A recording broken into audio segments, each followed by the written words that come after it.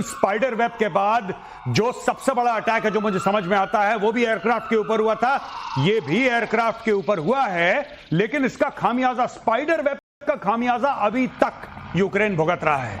हजारों की मात्रा में ड्रोन और सैकड़ों की मात्रा में बैलिस्टिक और क्रूज मिसाइल रशिया कीव तक मार चुका है। और कीव के आगे रादर आपको एक खबर आपको बताता चलूं कि पोलैंड की एयरफोर्स जो है हाईएस्ट लेवल ऑफ, जिसको कहते हैं कि अपने अब जिसको स्टैंड टू हम कहते हैं, या हाईएस्ट लेवल ऑफ प्रिपेयर्डनेस पे पोलैंड की एयरफोर्स आ गई है, क्योंकि जिस एयरफील्ड पे रूस ने मारा था बम यूक्रेन की, वो पोलैंड के बॉर्डर के बिल्कुल बगल में है। पूरा का पूरा पोलैंड अब इमरजेंसी का माहौल वहां पे बन चुका है। तो रूस छोड़ेगा नहीं। अगर यूक्रेन को ये गलतफहमी है कि रूस के अंदर वो अटैक कर सकता है, फिर देखिएगा, पहले सिर्फ ईस्ट में लड़ाई हो रही थी दिनेश भाई, अब पूरा वेस्ट पे पहुंच गया, यानी कि पूरा यूक्रेन पार कर लिया रशिया ने।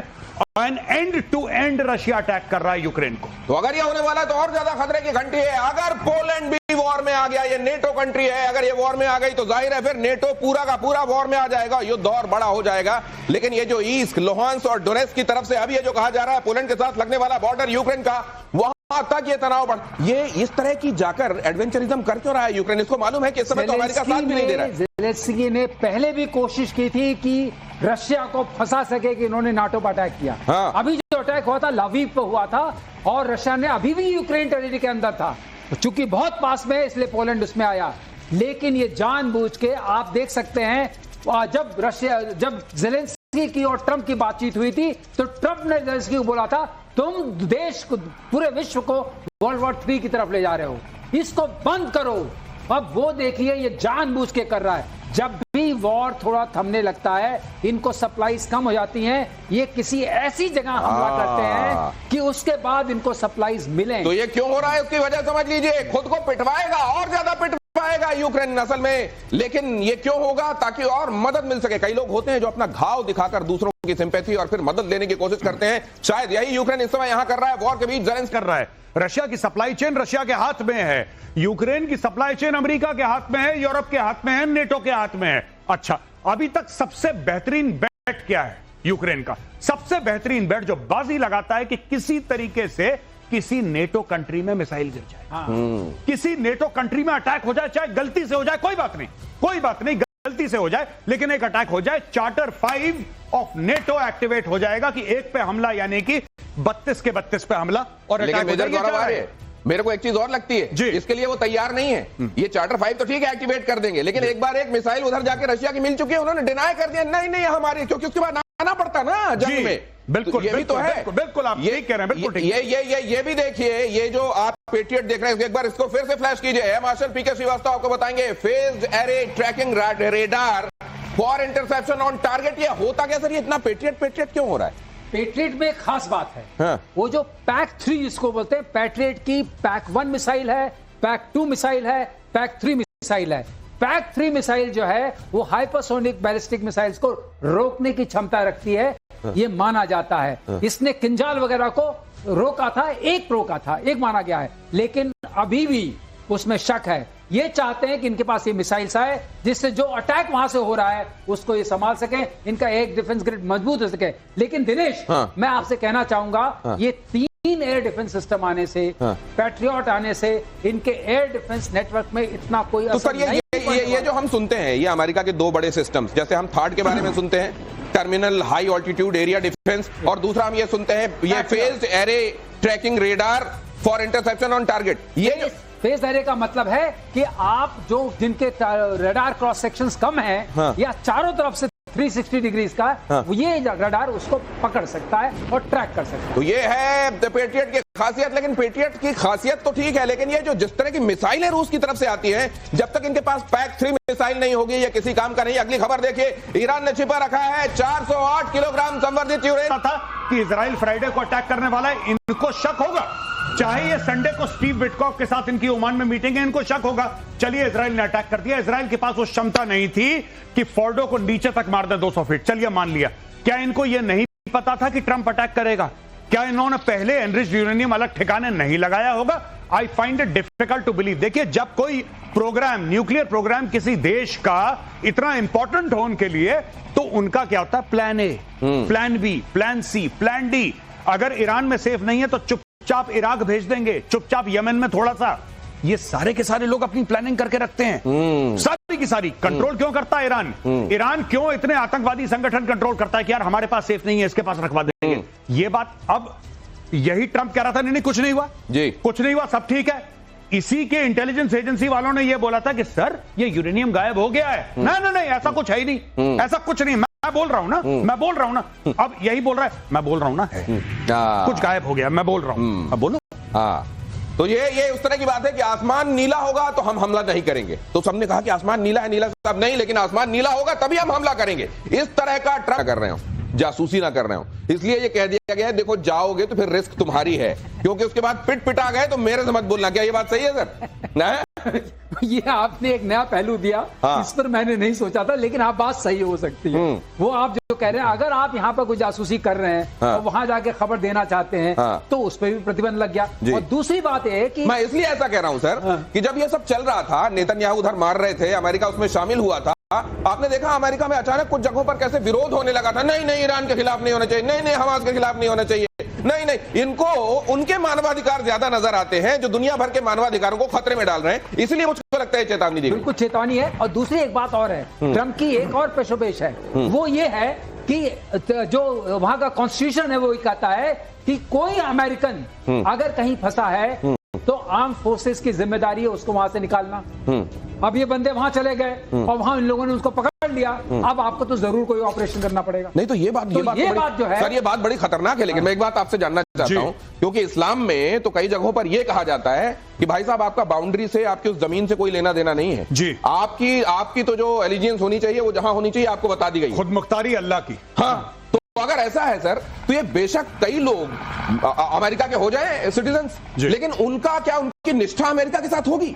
देखिए ऐसा है कि कई ईरानी हैं बहुत परेशान हैं ये खमेनेई की रजीम से, और कई ईरानी हैं पसंद नहीं करते ये जो करंट रजीम है, और वे ईरान के अंदर भी हैं और ईरान के बाहर भी हैं। पहली बात तो ये है। दूसरी चीज ये है कि आज की तारीख में जो धरपकड़ मची है ईरान के अंदर कि ये भी जासूस है, ये भी जासूस है, बिल्कुल ठीक बात है जो सर ने बोली है कि आज की तारीख में अगर कोई अमेरिका से गया वो तो अमेरिकन सिटीजन है, he is an American citizen. वो अपनी बुआ से मिलने गया, अपनी मौसी से मिलने गया, खमेनेई ने बोला तू अमेरिका का जासूस है, पकड़ लिया। अमेरिका के लिए बहुत बड़ा ब्लंडर हो जाएगा साहब, बहुत बड़ा ब्लंडर हो जाएगा। जासूसी हो ना हो वो बात की बात है, अमेरिका फिर फंस जाएगा इस लड़ाई में।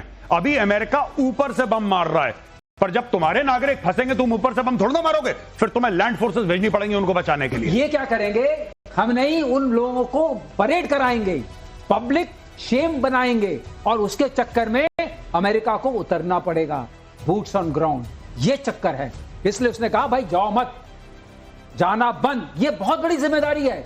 वहां की एक कॉन्स्टिट्यूशन में लिखा हुआ है कि अगर कोई अमेरिकन कहीं फंसता है तो उसको निकालना प्रेसिडेंट की आर्म फोर्सेस के थ्रू जिम्मेदारी। ये उनका चार्टर 5 है, ये चार्टर 5 जैसे नेटो का चार्टर 5 है, ये इनका अमेरिकन का ये चार्टर 5 है, कोट एंड कोट कह रहा हूं। तो इसमें दोनों तरह की जटिलताएं हैं। एक तो जटिलता वो है जिसका जिक्र मैंने आपसे किया कि उनकी बेशक वो वहां के नागरिक बन गए हो, लेकिन क्या निष्ठा अमेरिका के साथ है? और दूसरा यह है कि अगर अमेरिकी नागरिक है तो फिर अमेरिका का पूरा उनका दायित्व बनता है कि अगर किसी खतरे में है तो उनको बचाएं, बेशक बूट्स ऑन ग्राउंड करना पड़े। और इसी तरीके से ऑपरेशन सिंदूर के दौरान हमने देखा था भारत भी अपने आप को बड़ी उहापोह की स्थिति में पाता है। हम देख रहे थे कितने सारे लोग जो उधर से आकर भारत में रह रहे थे उनको फिर आइडेंटिफाई किया गया, उधर भेजने का काम किया गया। ये उहापोह सर, इससे कोई बचा जा सकता है? बहुत मुश्किल है जब तक आप में वो राजनीतिक समझ ना आए। जब तक, मैं अक्सर कहता हूं शत्रुबोध, जब तक आपको यह पता न लगे कि जो बाहर से लोग अंदर आए हैं भारत के, वो भारत को कितना नुकसान पहुंचा सकते हैं, क्षमता। ये रोहिंग्या आए वहां से, बंगाल से आते आते पहुंच गए जम्मू कश्मीर। अब कहां बंगाल है, कहां जम्मू कश्मीर है? From east to north. ये साउथ में बैंगलोर में बैठे हुए हैं, बताइए, और इनको कोई रोकने वाला नहीं है। तो कल अगर कोई नेशनल सिक्योरिटी इंसिडेंट होता है, आप किसको धर पकड़ेंगे? किसको धर पकड़ेंगे? और ये घर में जो घुसे हुए हैं लोग, अगर उन्होंने, जब आप दुश्मन से लड़ रहे हैं, आपके पैर पकड़ने, हाथ पकड़ने ये शुरू कर दिए, तो आप अपने आप को कैसे आजाद कराएंगे इनसे? ये बड़ा चैलेंज है। ऑपरेशन सिंदूर पर एनएसए अजीत डोभाल का बहुत बड़ा बयान। ऑपरेशन सिंदूर में आतंकी अड्डे तबाह हुए, वो झूठी सैटेलाइट इमेज दिखाई भारत ने, ये कह रहा है पाकिस्तान। लेकिन मैं एक बात कहना चाहता हूं, चाइना की भी तो सैटेलाइट इमेजेस हैं, तुम दिखा देते। चाइना भी नहीं दे पाया सैटेलाइट इमेजेस। जो भारत ने नुकसान करा वो चाइना को पता था, इसलिए चाइना ने बोला कि तुम मत दिखाना, हम तो तुम्हें दे देंगे। कल दिखाओगे तो पता पता लगा कि नूर खान बेस का हलवा बना दिया। Pakistan is the country which paints every picture with the same brush, fraud brush. ये सर, ये जो ये यहां पे इन्होंने दिखाया है, दुनिया भर में नहीं आया। आप तुम्हें एडिशनल सबूत चाहिए कि चीन ने कैसे मदद करी? चीन ने ऐसे मदद करी कि जब बातचीत चल रही थी तो पाकिस्तान से फोन आया इंडिया और बोला कि जो वेक्टर्स आप इस्तेमाल करना चाहते हैं प्लीज ये मत करिए। तुम्हें कैसे पता? तुम्हें कैसे पता? तुम गुलेल चलाने वाले लोग, तुम्हारी शक्ल ठीक नहीं है, तुम किस तरीके से हाई टेक्नोलॉजी की बात कर रहे हो। We knew immediately that China was involved और तुम्हारे 3 टर्किश फौजी मारे गए जो वहां पे ड्रोन चला रहे थे। इंडियन स्ट्राइक से 3 तुर्किश फौजी मारे गए। इसलिए हमें यह पता लगा कि टर्की इन्वॉल्व है, क्योंकि टर्की ने बूट्स ऑन ग्राउंड डाले हैं वहां पे। हथियार देना एक अलग चीज है दिनेश भाई। नहीं, ये वो वाली बात है ना। ये देखिए आप, वहां के जब आतंकवादियों को मारा गया, उसमें फातिहा पढ़ने के लिए कौन कौन पहुंचा? आपने देखा वहां की फौज पहुंच गई यूनिफॉर्म पहन के। उसके बावजूद ये कहते हैं आतंकवाद के सताए हुए हम हैं, सबूत दो। अब एक बार फिर से सबूत मांग रहे हैं कि चाइना और टर्की हमारे साथ इन्वॉल्व थे, सबूत दो। दूसरा सबूत हमारे पास है, अजीत डोभाल दे सकते हैं। इनके कम्युनिकेशन वो जो है हैक किए गए एनटीआरओ के द्वारा, वो अवेलेबल हैं। क्या बातचीत हुई है तो वो भी पता है। लेकिन ये मत सोचेंगे पता नहीं है, वो भी पता है। वो तो जब कारगिल की लड़ाई हुई थी तब तो रॉ ने परवेज मुशर्रफ अपने जनरल के साथ बात कर रहा था। परवेज मुशर्रफ बीजिंग में बैठा हुआ था, वो हैक करके वो रिकॉर्ड कर लिया था हम लोगों ने। तो अगर वो तक रिकॉर्ड कर लिया था तो सबूत पूरे हैं। लेकिन क्या तुम्हारी नौकरी की है कि तुम्हारे मांगने पर सबूत दें? अगली खबर देखिए, यमन के हूती विद्रोहियों ने लाल सागर में बरपाया कहर। एक हफ्ते मेरे को इलेक्ट्रॉनिक आई से दिखाई दे रहा है। जी। अब मैं उसको इलेक्ट्रिकल पल्सेस में कन्वर्ट कर सकता हूं। तो वो इलेक्ट्रो ऑप्टिकल बन गया। अगर वो इलेक्ट्रिकल जब पल्सेस में आ गया तो मैं अब आपको ट्रैक कर सकता हूं। अच्छा। और मैं अपनी जो लाइब्रेरी है, पिक्चर लाइब्रेरी, उससे मैच करके जान सकता हूं कि ये आप ही हैं जिसको मुझे मारना है या कोई और है। किस तरह की मिसाइल है, किस तरह मिसाइल है, किस तरह का जहाज है, हमको क्या मारना है उसके लिए, किस जगह का मरकज है, राइट, जिसको मारना है उसको। सर क्या मिड एयर करेक्शन हो पाता है? हाँ, मिड एयर करेक्शन, मतलब बीच में चलते करेक्शन। यही मैं सोच रहा था इसको देख के, जितना मुझे समझ में आया। ये तो एयरफोर्स के हैं सर, हमारे सीनियर ये ज्यादा बेहतर बता पाएंगे। लेकिन इतना अगर इनपुट मिल रहा है मिसाइल को तो किस चीज के लिए मिल रहा है? अच्छा, तो बीच हवा में इसको इनपुट मिल रहा है। इनपुट मिल रहा है, इट इज चेंजिंग ट्रैक, मिल रहा है। उसके बाद जब आप नीचे पहुंचे, करीब पहुंचे, सो टर्मिनल फेज कहते हैं, तब आप नोटिस भी करेंगे कि मुझे दिनेशी को मारना है या गौरव को मारना है। ओके। मतलब ये समझ लीजिए कि थ्रू आउट आप अपनी मिसाइल के साथ कम्युनिकेशन में है, मिसाइल को बात बता रहे हैं आप, और जब करीब पहुंचे, अगर उसी समय आपको लगा नहीं टारगेट ये नहीं, टारगेट वो होना चाहिए, आपने उसी समय बदल दिया। मिड एयर करेक्शन इसका नाम है। और पाकिस्तान में बलूच विद्रोहियों ने मचाया कहर। अगली खबर फ्लैश कीजिए, अगली खबर, बलोच विद्रोहियों का कहर। 9 लोगों को बस से उतारकर हत्या की, पहले लोगों से पहचान पूछी और फिर गोली मारी। सभी मृतक पाकिस्तान के पंजाब के रहने वाले थे। पाकिस्तान को इस समय कई दवाइयां वो पिलाई जा रही हैं। आपको पता है पाकिस्तानी मीडिया में, मेन स्ट्रीम मीडिया में डिस्कशन हो रही है कि ऐसी कई जगह हैं जहां पे चुंगी नाके पे बीएलए खड़ा है। चुंगी नाके पे ऐसे खड़ा है बीएलए, पाकिस्तान आर्मी की ट्रक आता है सामने, वो देखता है बीएलए वाला खड़ा, यू टर्न लेके भाग जाता है।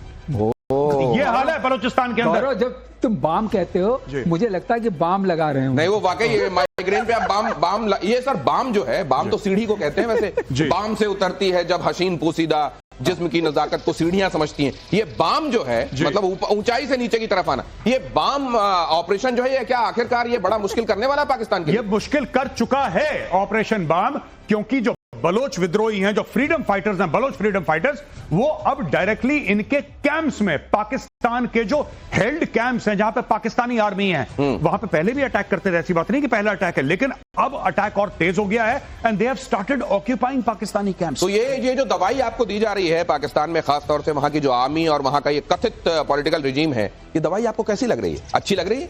आने वाले दिनों में आपको ये और मिलेगी। ये खबर देखिए, भारत बना रहा है अवैक्स विमान।